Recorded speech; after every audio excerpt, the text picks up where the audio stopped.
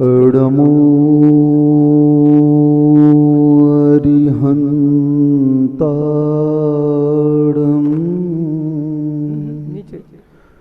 अडमो सिद्धाडम अडमो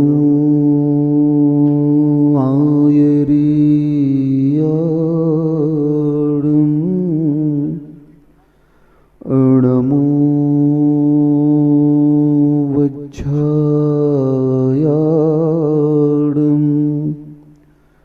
हानित्य घटती आयु है पर पाप मति घटती नहीं। आई बुढ़ोती पर विषय से कामना हटती नहीं। मैं यत्न करता हूँ दवामय धर्ममय करता नहीं। दुर्मोह महिमा से ग्रसित हूँ नाथ बच सकता नहीं। कुंडलपुर के बड़े बाबा की संत श्रोमणी आचार्य भगवान श्री विद्यासागर जी महाराज की, आचार्य परमेष्ठी श्री समय सागर जी महाराज की जय। परम पूज्य पवित्र सागर अरह सागर निरी सागर जी महाराज की जय। बोलो परम समस्त पूज्य मुनि संघ की, परम पूज्य महासागर जी महामुनि राज की जय। नमोस्तु भगवान, नमोस्तु नमोस्तु नमोस्तु। समाधि तंत्र में पूज्यवर पूजपा स्वामी जी ने एक कारिका के माध्यम से कहा, मुक्ति रेकांत की तस्य चित्ते यस्य चला धृति तस्य नैकांत किर मुक्तिर यस्य नास्त चला धृति। जब तक स्वयं के चित्त में मुक्त की अवधारणा जागृत नहीं होती है तब तक मुक्ति का लाभ इस आत्मा को मिल नहीं सकता है। उनका कहने का तात्पर्य यही है कि तुमको मोक्ष पुरुषार्थ के लिए स्वयं अपनी अवधारणा को बदलना होगा। तुम्हें मुक्ति को प्राप्त करने के लिए स्वयं उस मार्ग पर चलना होगा, तभी उस मुक्ति का लाभ आपको मिल पाएगा। कर्म बंधन से मुक्ति के लिए हमें स्वयं के परिणामों को बदलना होगा। मोक्ष मार्ग का जितना भी पुरुषार्थ है सारा का सारा पुरुषार्थ स्वाश्रित है। हमारे यहाँ देवगुरु शास्त्र को निमित्त कहा गया है और उस निमित्त को देख करके, उस निमित्त को समझ करके जो स्वयं के उपादान को जागृत करता है वही कर्म बंधन से मुक्त हो सकता है। समोसरण में दिव्य ध्वनि दिन में 4 बार खिरती है। गुरु महाराज तो कहते हैं दिव्य ध्वनि तो आज भी खिर रही है समोसरण में, और उस दिव्य ध्वनि की वर्गणाएं आज भी हमारे पास में आ रही हैं। शब्द की जो वर्गणाएं हैं वो यहां तक आज भी आ रही हैं, लेकिन उस दिव्य ध्वनि की वर्गणाओं का हम लाभ नहीं ले पा रहे हैं।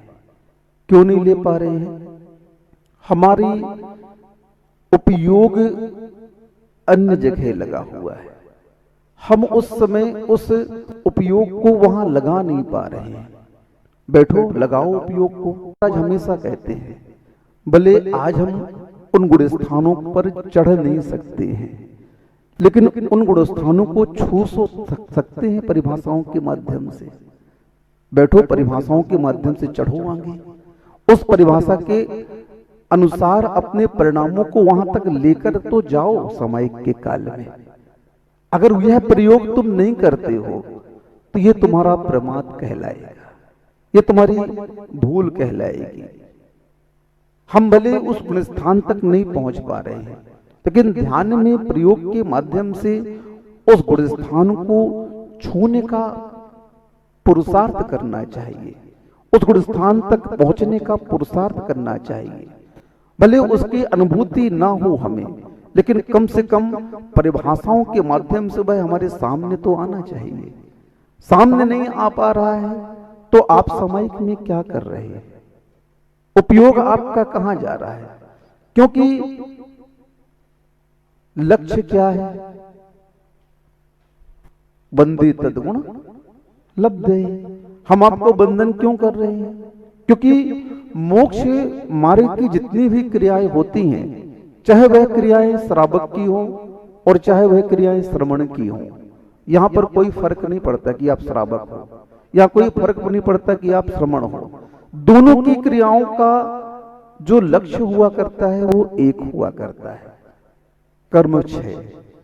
सम्यक दृष्टि श्रावक भी उस पद के अनुसार जो क्रिया करता है, उस क्रिया का लक्ष्य उसके जीवन में क्या होता है।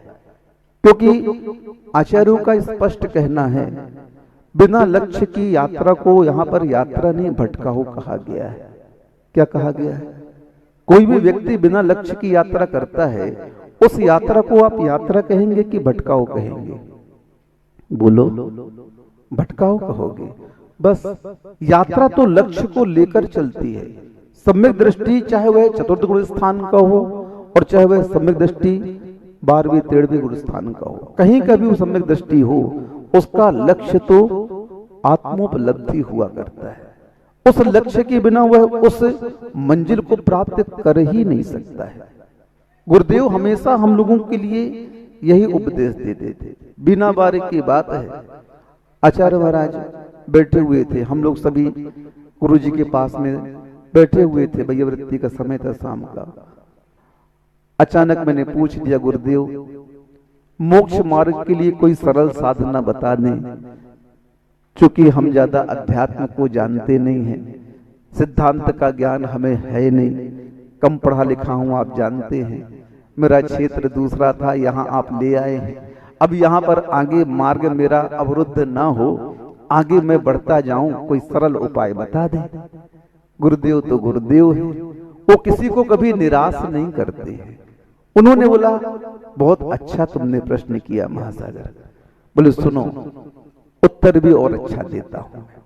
तुमने बोला कि मेरा मोक्ष मार्ग आगे कैसे बढ़े, मैं कर्म के आश्रय बंध से कैसे छूटूं, इसके लिए कुछ नहीं करना है।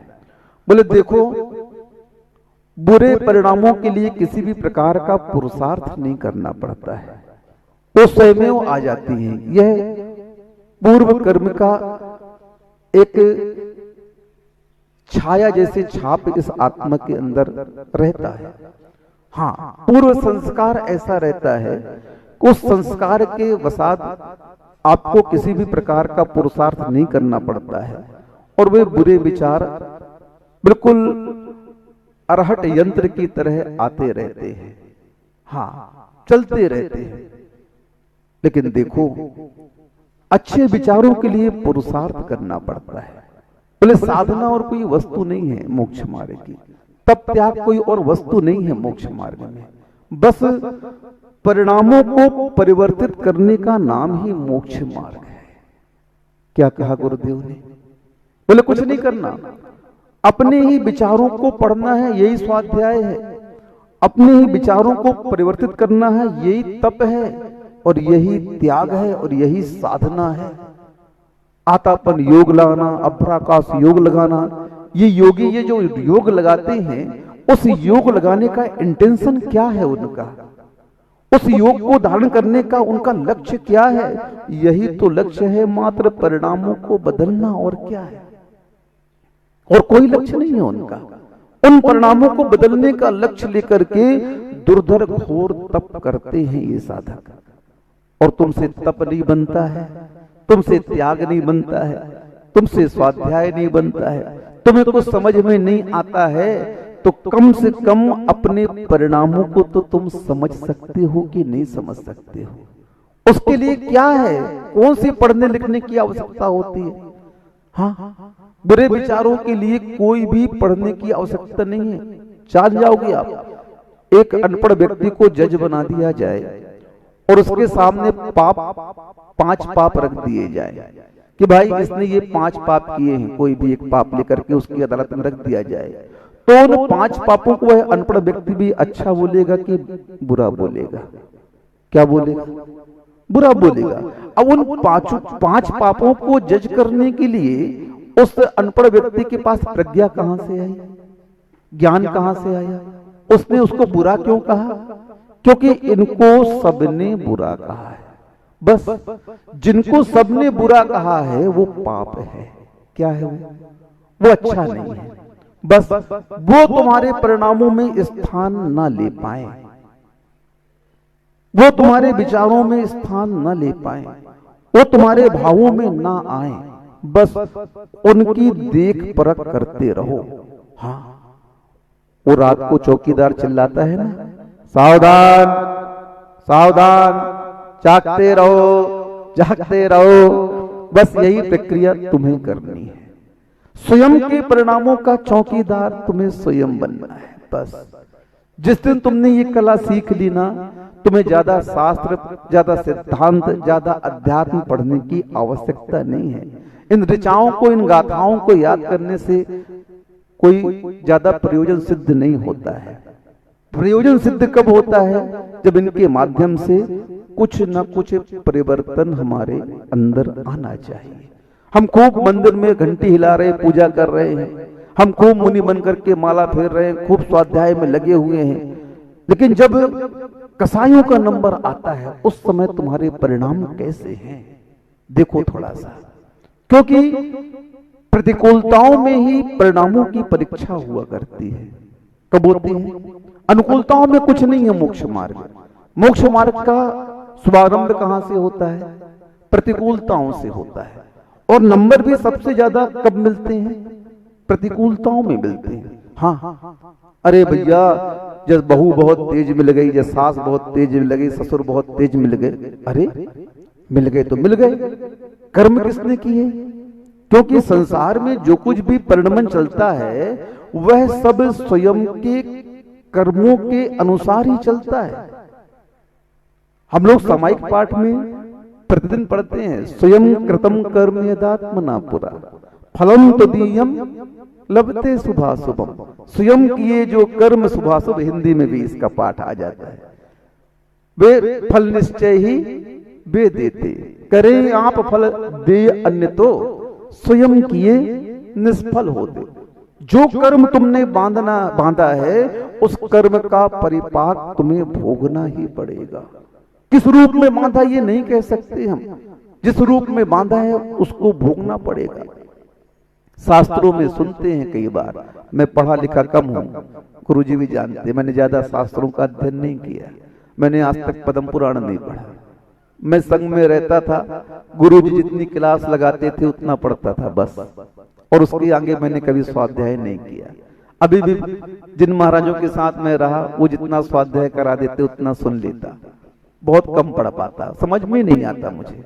लेकिन बस गुरु ने इतना ही समझाया मुझे कि कर्म का विपाक, कर्म का फल, उसकी उदय उदीर्णा जीवन में अवश्य होगी।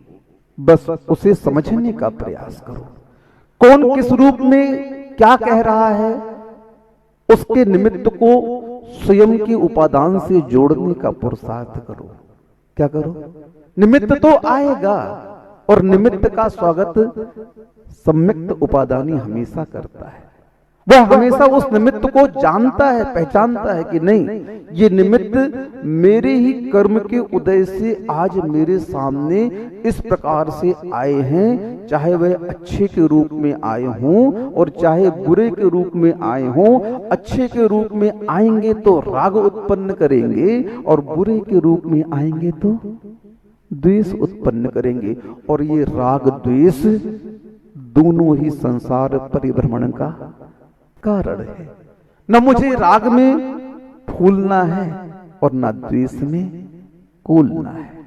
दोनों ही परिणामों में क्या रखना है? साम्य भाव रखना है। तत्वसार तो यही है। गुरु जी का चिंतन तो मैं जो आपको बता रहा हूं, मेरा तो कुछ नहीं है। ये जो मैं भी बोल रहा हूं सब गुरु जी का चिंतन आपके लिए है।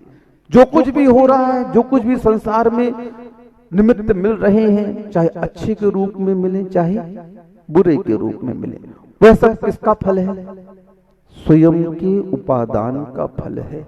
बस उन निमित्तों को निमित्त मान करके उनसे बचने का पुरुषार्थ करना चाहिए।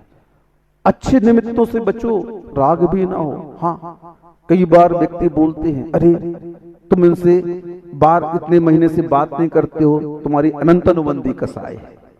हमने सोचा कि देखो तो अनंत अनुबंधी क्या मात्र द्वेष से जुड़ी हुई है क्या, राग से नहीं जुड़ी हुई है क्या?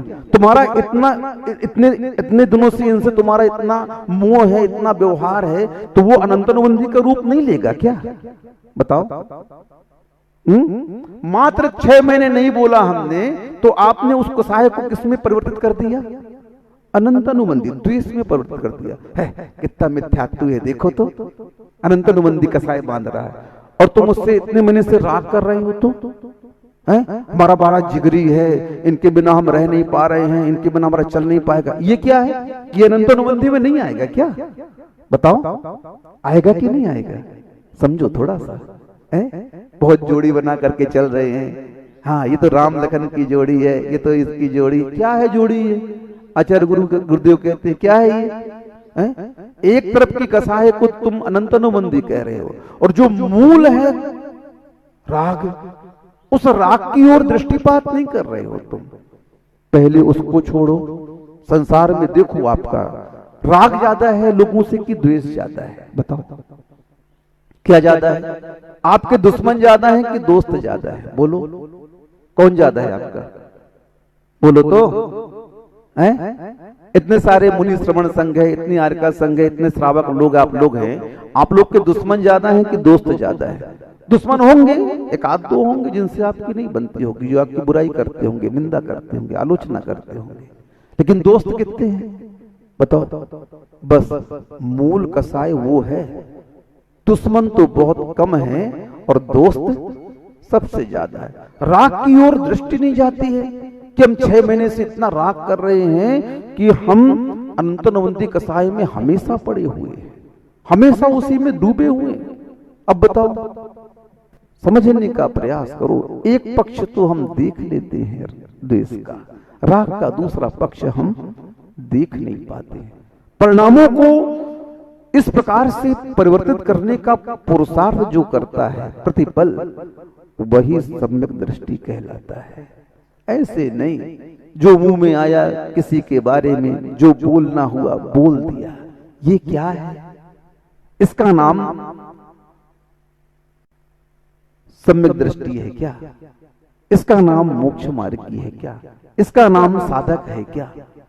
तुम कब किसको क्या कह रहे हो तुम्हें ज्ञात है क्या?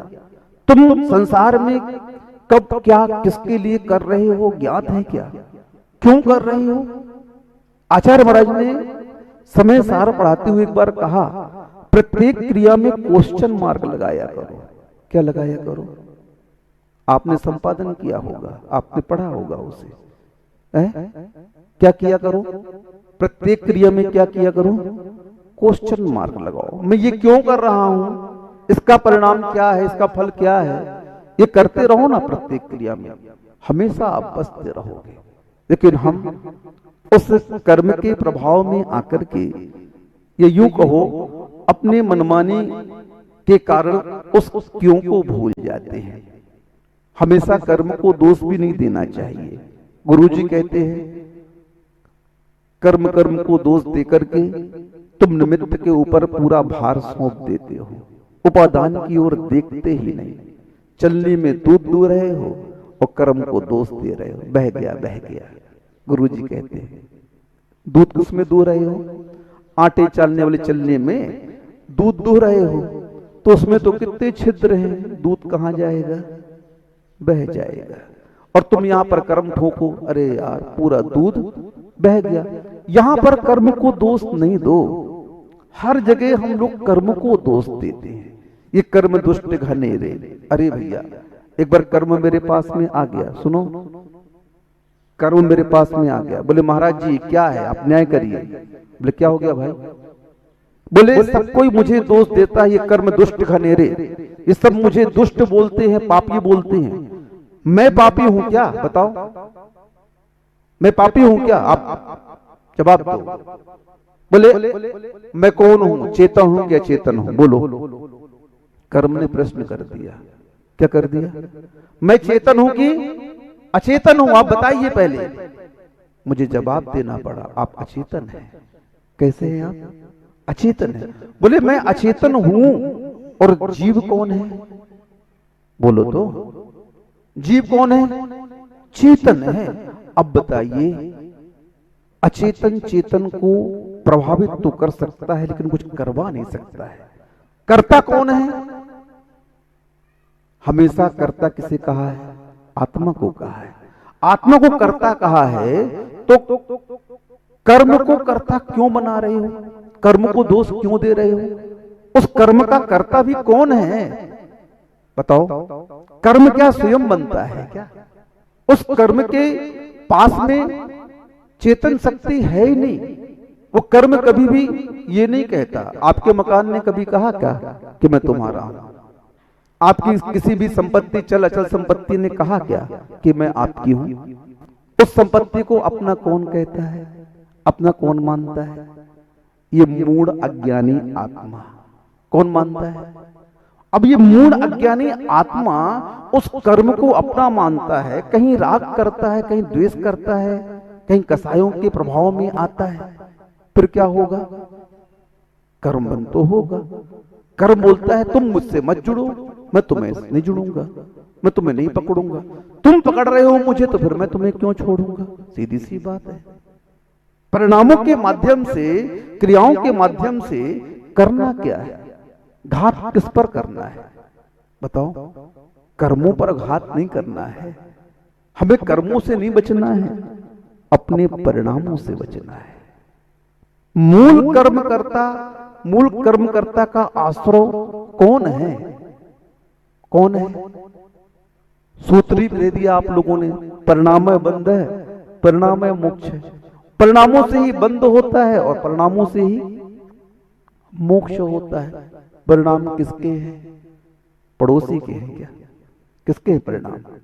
स्वयं के परिणाम है। बस गुरुजी ने इतना ही कहा, स्वयं के परिणामों को संभालने का पुरुषार्थ करो। बुरे विचारों के लिए कोई पुरुषार्थ नहीं करना पड़ता, वह अपने आप आ जाते हैं। बुरे निमित्तों की भरमार पड़ी हुई है, उन निमित्तों को देख करके आप बचो। यही तो साधना है, यही तो मोक्ष मार्ग का लक्षण कहा गया है। हाँ, बुरे विचारों को समझो। अब वो बुरे विचार तुम्हारे परिणामों में आ गए हैं, अब उनको बदलेगा कौन? महाराज बदलेंगे क्या? तुम भगवान के समोसड़ में भी चले जाओ, वहां दिव्य ध्वनि फिर रही है। अब वो किसी को समझाते नहीं बैठते, तेतन करके बोली, ए इधर आओ, रात्रि भोजन त्याग कर, ए इधर आओ, इन व्यसनों को त्याग करो, ए पापों को त्याग करो, मुनि बन जाओ। कहते क्या? अनंत केवली नहीं कहते ना। वो तो तत्व का स्वरूप जो है अपनी दिव्य ध्वनि के माध्यम से कह देते हैं कि श्रावकाचार ये है और मूलाचार ये है।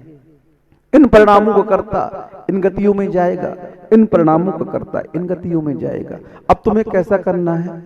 इतश्चिंता मणिर्दिव्य है, इतः पुण्याक खंडकम ध्यानेन चेदुहे लब्धे कौद्रियंताम विवेकिनः। पूज्यपा स्वामी जी ने स्पष्ट कह दिया, एक तरफ खली के टुकड़ों की राशि है, एक तरफ रत्नों की राशि है। अब परिणामों के माध्यम से स्वीकार करना है। किसे स्वीकार करोगे? बोलो तो। समझ में नहीं आ रहा क्या? आ रहा है, हम समझे समझ में नहीं आ रहा, इसलिए सब शांत बैठे।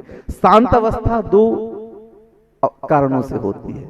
या तो समझ में आता है तो व्यक्ति शांत बैठा रहता है, और दूसरा नहीं समझ में आता है तो शांत रहता है। लेकिन मेरी भाषा शैली इतनी जटिल कठिन नहीं है कि आप लोगों को समझ में ना आए, क्योंकि हमारे आचार्यों ने समझाने के लिए बहुत सरल उदाहरण दिए हैं, वही तो हम आपके सामने प्रस्तुत कर रहे हैं। और क्या कर रहे हैं?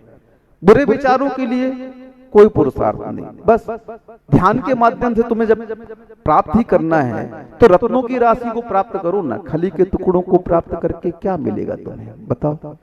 उन परिणामों से सोचना ही है, तुम्हें स्वप्न ही देखना है। तो तुम चक्रवर्ती के स्वप्न क्यों देखते हो? बताओ। देखो ना, तीर्थंकरों के स्वप्न देखो।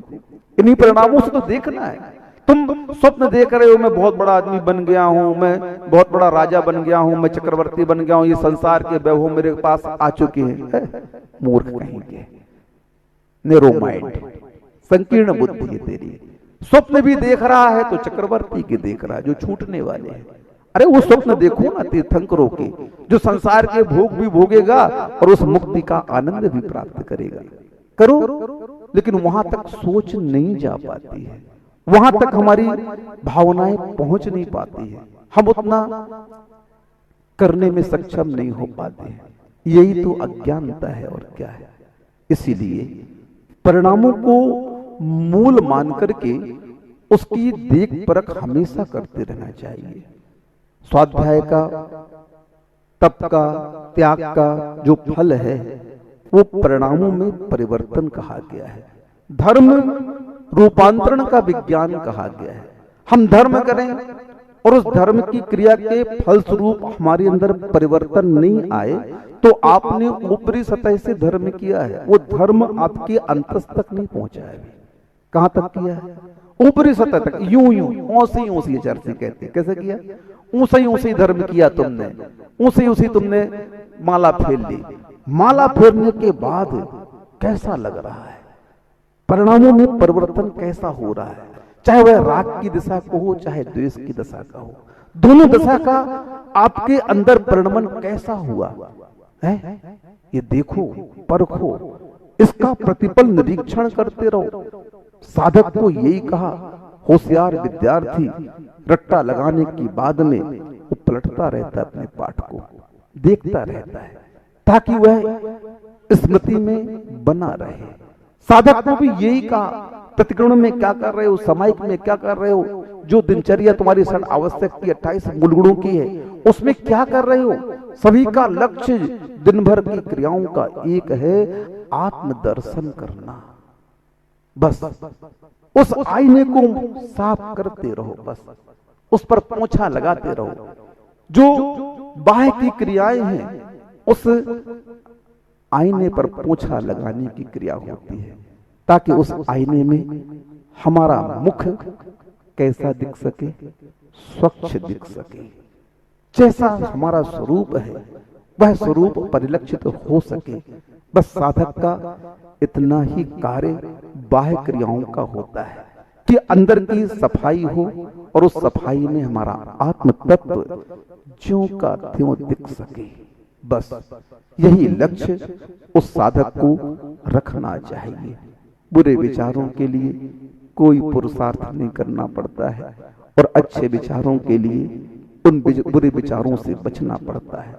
तब कहीं जाकर के वह अच्छे विचार अल्प समय के लिए टिकते हैं और पुनः वह बुरे विचारों का निमित्त सामने आता है तो अच्छे विचार गायब हो जाते हैं। इसलिए मोक्ष मार्ग की साधना में आगे बढ़ने के लिए बस इन्हीं विचारों से तुम्हें संघर्ष करना है और उन विचारों को पराजित करके और उन शुभ विचारों को तुम्हें अपने अंदर स्थिरता देना है, उसे बनाए रखना है।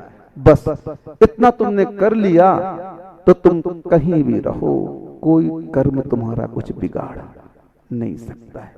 ये समझिए और समझ करके गुरुदेव की इन उपदेशों को अपने आत्मसात करके और जीवन का लक्ष्य उस आत्म तत्व की उपलब्धि का होकर के आगे बढ़ना चाहिए। यही साधक के लिए गुरुदेव का आशीर्वाद उपदेश था जो मैंने आपके सामने रखा। इतना ही पर्याप्त है। अहिंसा परमो धर्म की। कुछ सुनकर चले जाते हैं, कुछ कहकर चले जाते हैं। सुन रहे आप लोग?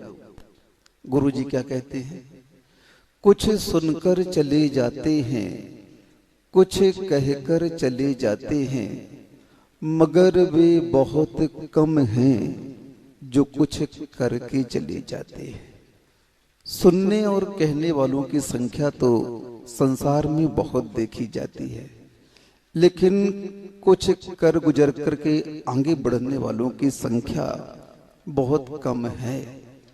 गुरुजी हमेशा कहते हैं कि मोक्ष मार्ग में ज्ञान का कम और प्रयोग का ज्यादा महत्व हुआ करता है। आगे बढ़ना है तो चारित्र को अंगीकार करके आगे बढ़ो, क्योंकि ज्ञान फलम किम प्रमेय रत्नमाला में आचार्य भगवान ने कहा है, हानोपादान उपेक्षाश्च फलम ज्ञानम। ज्ञान का फल क्या है, क्या ज्ञेय है, क्या उपादेय है, क्या ग्रहण करने योग्य है, क्या त्यागने योग्य है।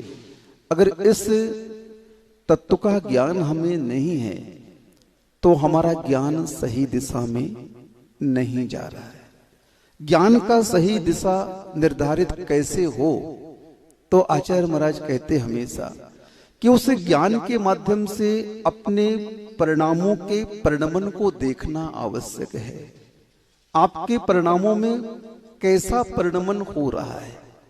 आप समाहिक करके आए, आप प्रतिक्रमण करके आए, आप स्वाध्याय करके आए, आप जो भी आवश्यक करके आए हो, उस आवश्यक के बाद आप कैसी फीलिंग कर रहे हैं। ज्ञान का जो महत्व है वह अपने अनुभव के रूप में है। अगर वह फीलिंग में नहीं आ रहा है तो उस ज्ञान के माध्यम से हमने कुछ पाया नहीं है। अभी वो तो तोता रटंट का ज्ञान है। हाँ, ज्ञान का मतलब सकारात्मक परिवर्तन कहा गया है। सकारात्मक परिवर्तन अगर अपने जीवन में नहीं आ रहा है तो उसे ज्ञान के माध्यम से आप कभी भी अपने उस लक्ष्य की प्राप्ति कर नहीं सकते हैं। साधक के लिए हमेशा यही ध्यान में रखने योग्य बात है।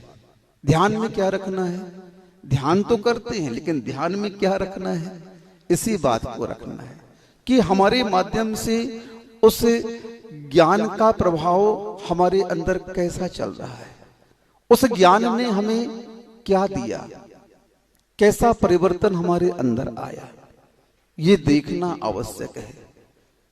हम यहीं पर चूक जाते हैं।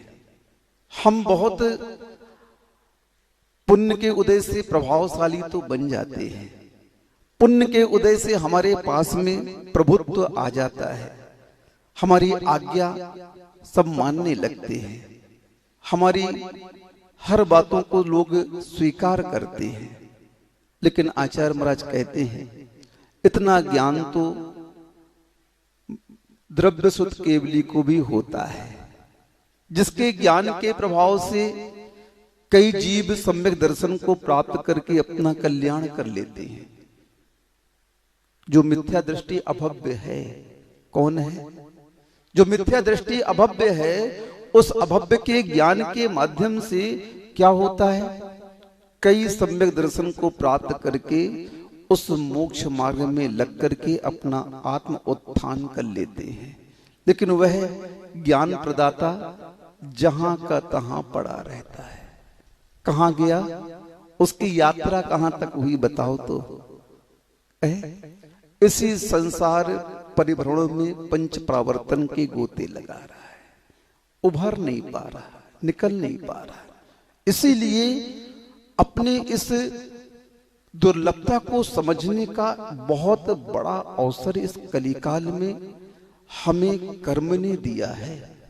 हाँ, काल की व्यवस्था को हम देखते हैं तो षटकाल में यह कर्म भूमि को विभाजित किया गया है।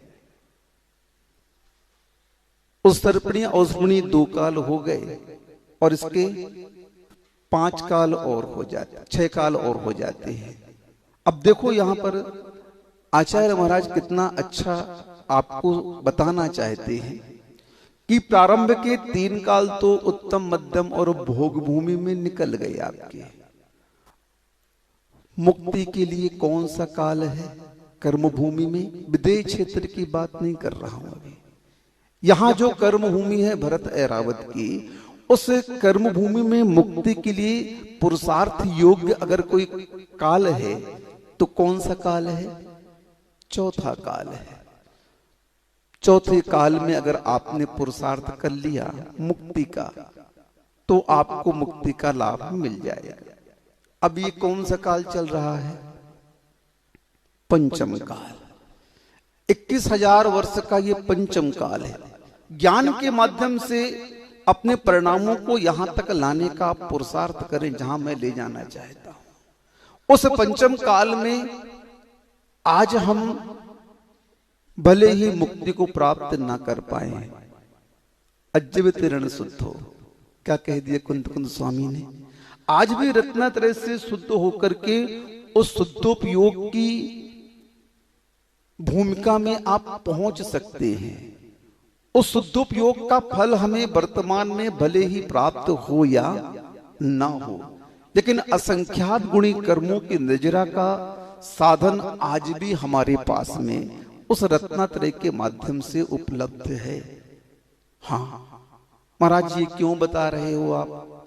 मैं इस कलिकाल के पंचम काल की विशेषता बता रहा हूं कि ये कलिकाल जिसे आप दुखमा काल से पुकारते हैं, ये कितना अच्छा है कि आज इस कलिकाल में हम अगर रत्नात्रय की आराधना को स्वीकार करके, निर्दोष रत्नात्रय की आराधना करके, परिपालन करके अगर आगे बढ़ते हैं, तो जैसे आज हमारे गुरुदेव को देखो आप लोग।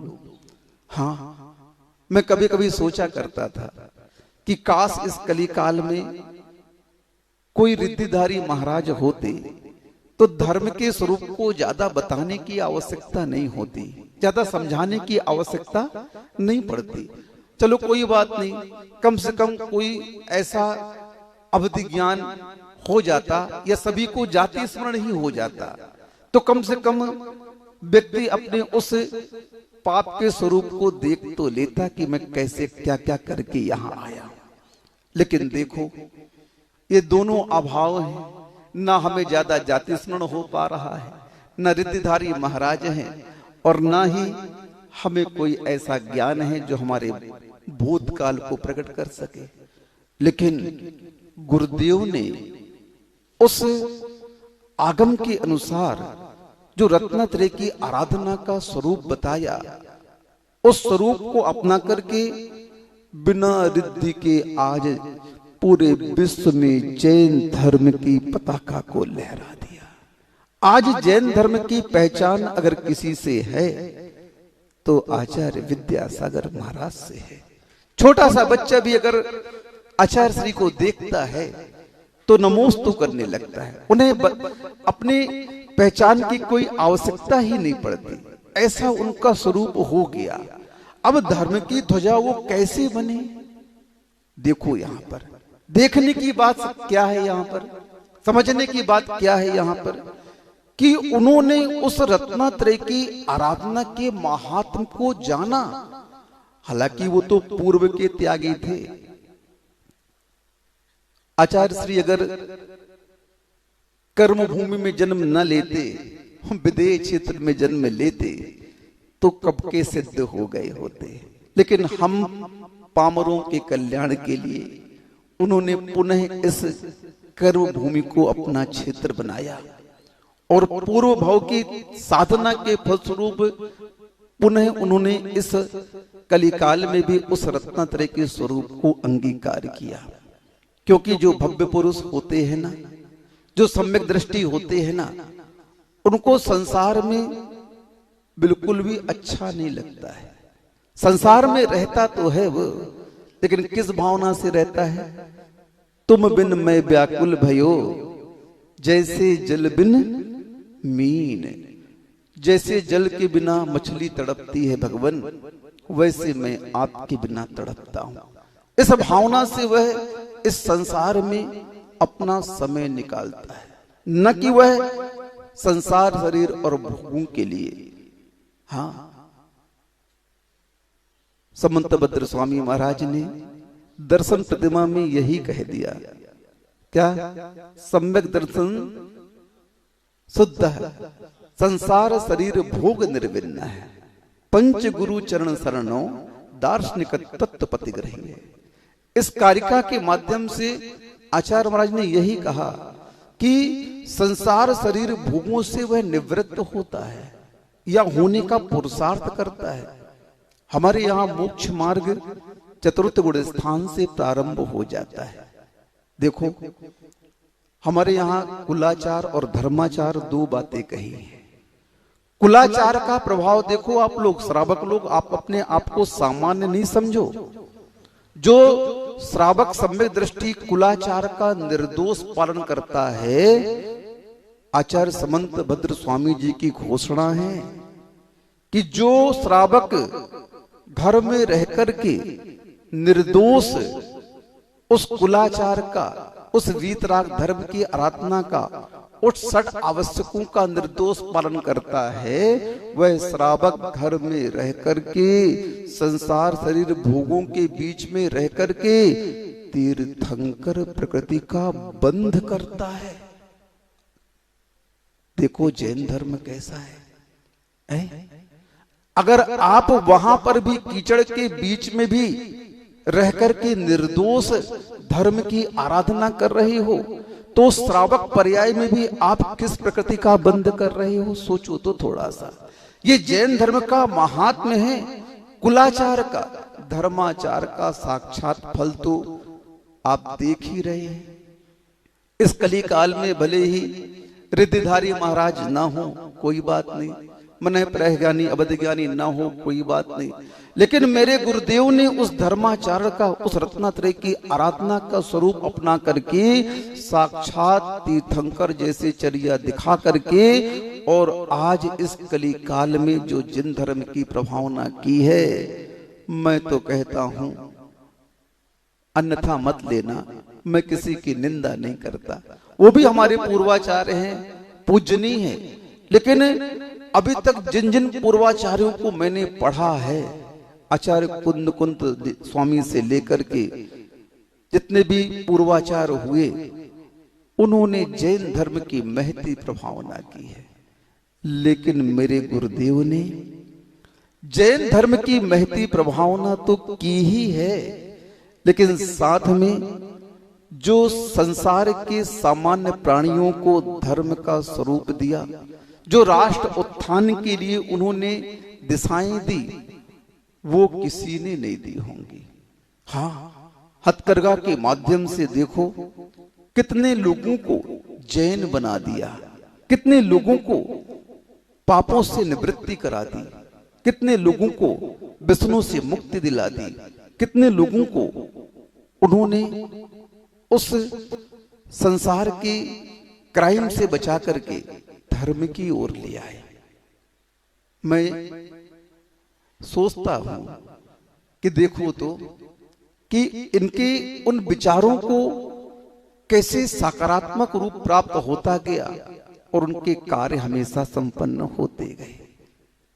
कलिकाल में मुक्ति भले ही नहीं है, लेकिन निर्दोष रत्नात्रय की आराधना के माध्यम से आचार्य परमेष्ठी ने वो कमाल कर दिखाया कि देख लो कि आज इस रत्नात्रय की आराधना को अंगीकार करके निर्दोष पालन अगर तुम करते हो, तो आज भी तुम उस जैन धर्म को बहुत आगे ले जा सकते हो।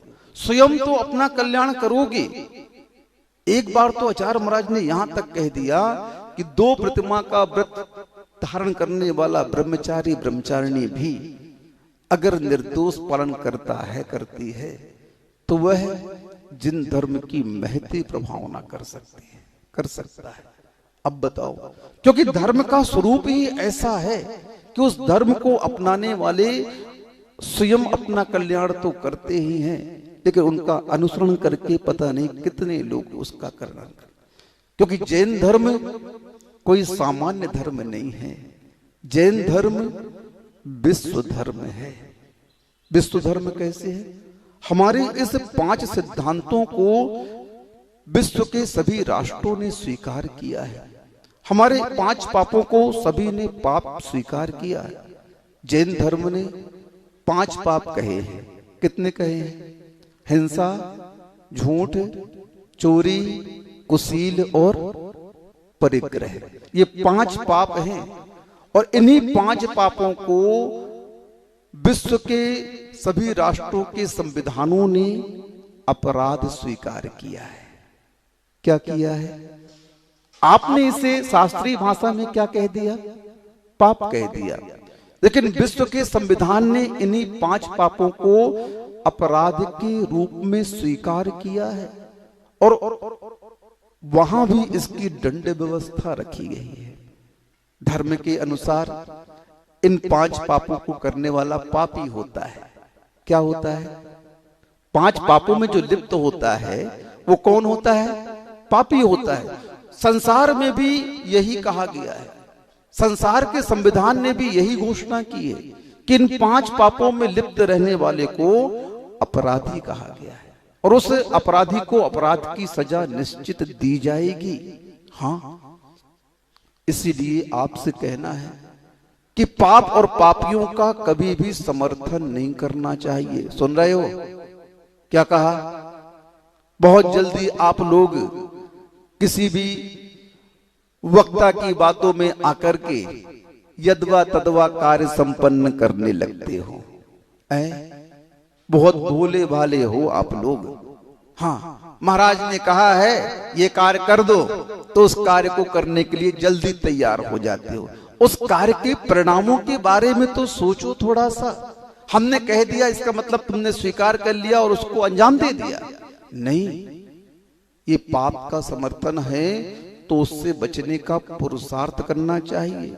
हाँ, इसलिए मैं कह रहा हूं पाप और पापियों का समर्थन नहीं करो।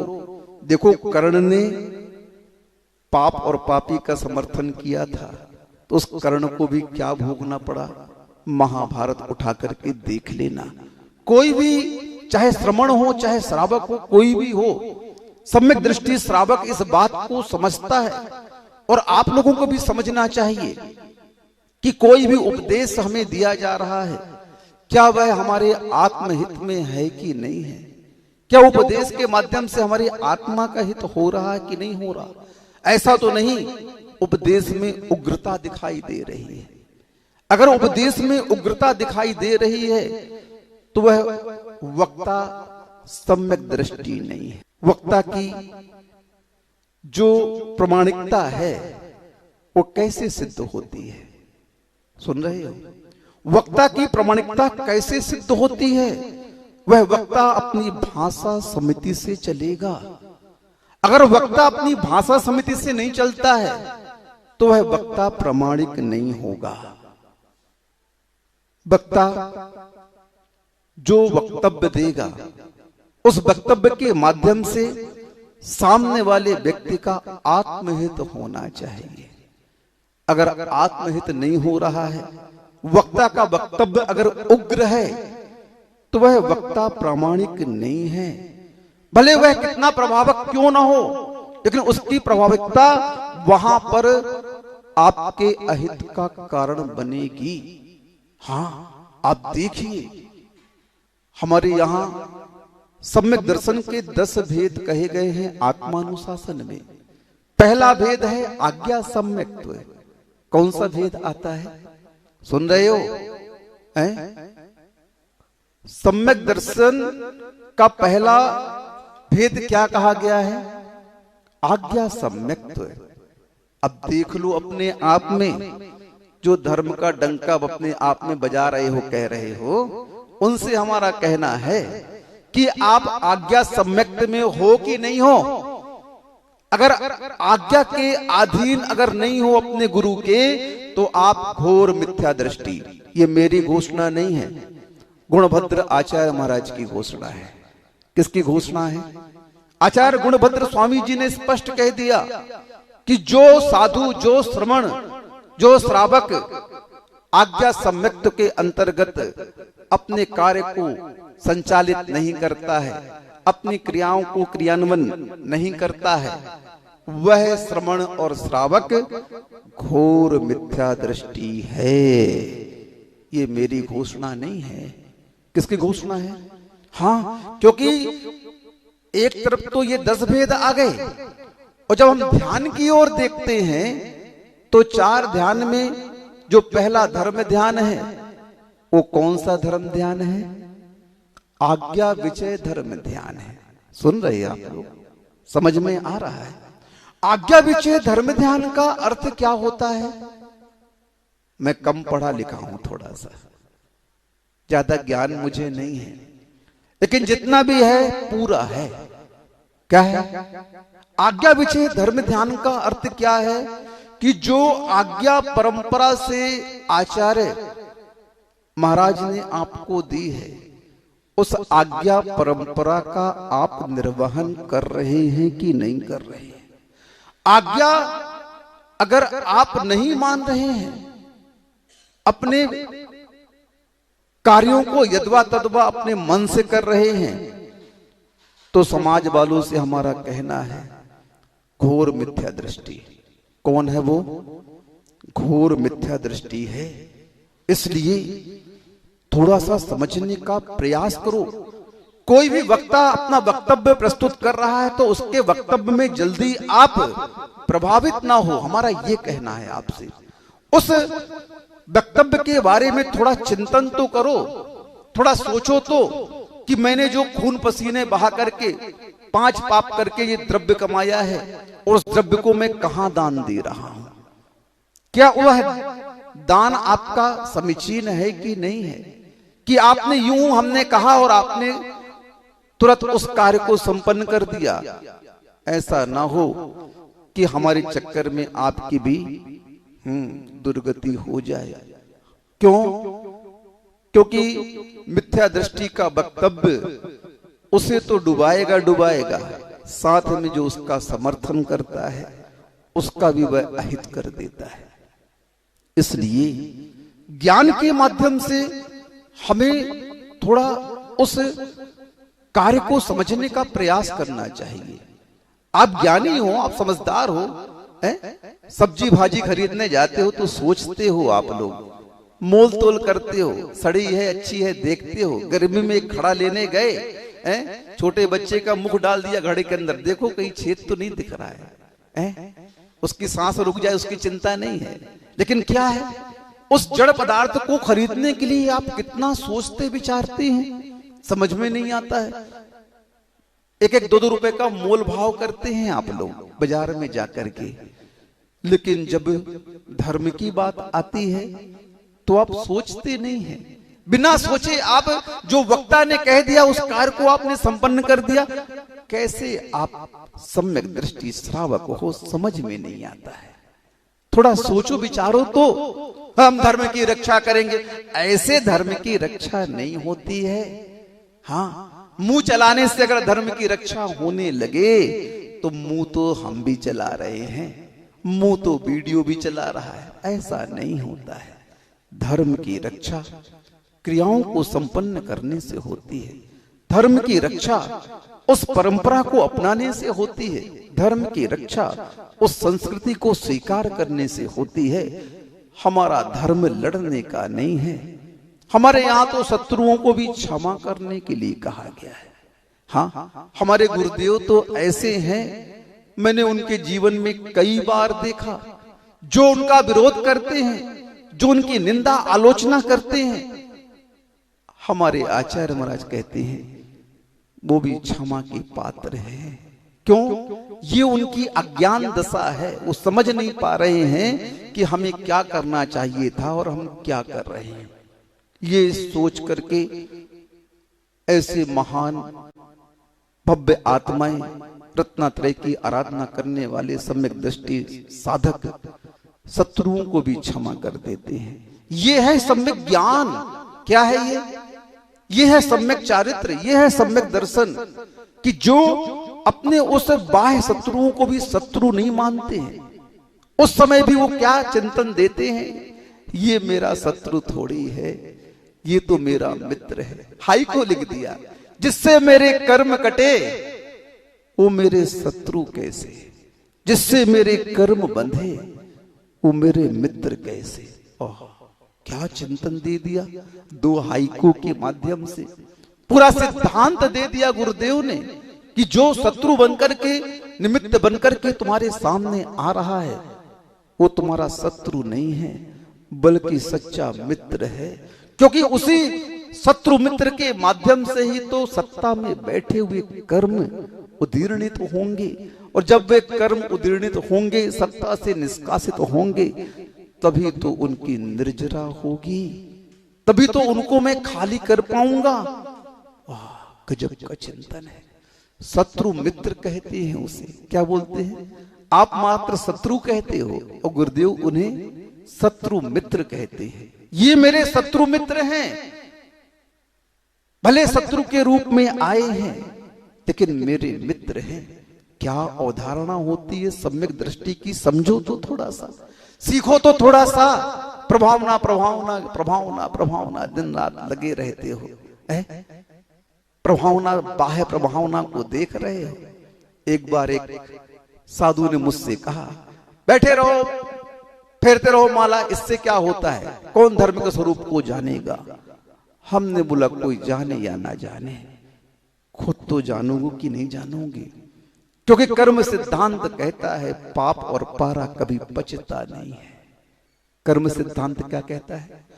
पाप और पारा कभी पचता नहीं है, खुद और खुदा से कभी कुछ छिपता नहीं है। तुम कितना भी कुछ कर लो, कर्म सिद्धांत तुम्हें छोड़ेगा नहीं। हाँ, कोई भी तत्व हम कैसे स्वीकार करें, तो ये परिभाषा बनाई है। हर चीज देव गुरु शास्त्र तक की परिभाषा बना दी आपके यहाँ। बिना परिभाषा के अगर ये खरे नहीं उतरते हैं तो उनको छोड़ देना है। दिगंबर है स्वामी जी, कोई नहीं, दिगंबर से कोई मतलब नहीं है। परिभाषा में खरे हैं कि नहीं है? हाँ खरे हैं, झुक जाओ। शास्त्र कैसा है, परिभाषा में खरा है कि नहीं? श्रावकाचार्य में सबकी परिभाषा दी गई है, पढ़ लो देख लो बस। तो ज्ञान हमारा सही दिशा में जा रहा है, हम कैसे जाने, हम कैसे समझें? तो आचार्य महाराजों ने बहुत परिभाषाएं दी हैं, गाथाएं दी हैं। यथा यथा समायाति संवित्तो तत्तमुत्तमम् तथा तथा न रोचन्ते विषया सुलभापि। सुलभता से विषय भोग जब प्राप्त होते हैं और वो रुचिकर नहीं लगते हैं तो समझना आपका ज्ञान समीचीन है। कैसा है अब बताइए? इसके लिए कहां देखना है, किसको देखना है? अब यहां पर शास्त्रों को नहीं देखना है, परिणामों को देखना है। किसको देखना है? परिणामों को देखिए और परिणामों में उस परिभाषाओं को बैठाइए और उस संसार शरीर भोग से सनह सनह निवृत्त होइए। अगर ये क्रिया आपकी चल रही है तो बाह्य प्रभावना की आवश्यकता नहीं है। हाँ, जो आत्म साधना में तल्लीन है, जंगल में बैठे हुए हैं, वहां पर आकर के देव पंचाश्चर्य करते हैं, वहां पर आकर के देव कल्याणक बनाते हैं। अब वहां कौन देख रहा है? कोई आवश्यकता नहीं किसी को दिखाने की। जिन्हें देखना है वे देख रहे हैं और देख करके प्रभावित भी हो रहे हैं और प्रभावित होकर के वंदना भी कर रहे हैं। इसलिए प्रदर्शन, प्रतिष्ठा और प्रतिस्पर्धा, गुरुदेव इसे आत्मा के अहित के कारण कहते हैं। इसलिए इनमें आप ज्यादा मत उलझो और उस आत्म तत्व को जो बिल्कुल स्फटिक मणि की तरह साफ है उसे देख करके, उसे समझ करके अपने ज्ञान को उस ओर ले जाओ। यही ज्ञान की सार्थकता है, इतना ही पर्याप्त है। इतना ही कह करके अहिंसा परमो धर्म की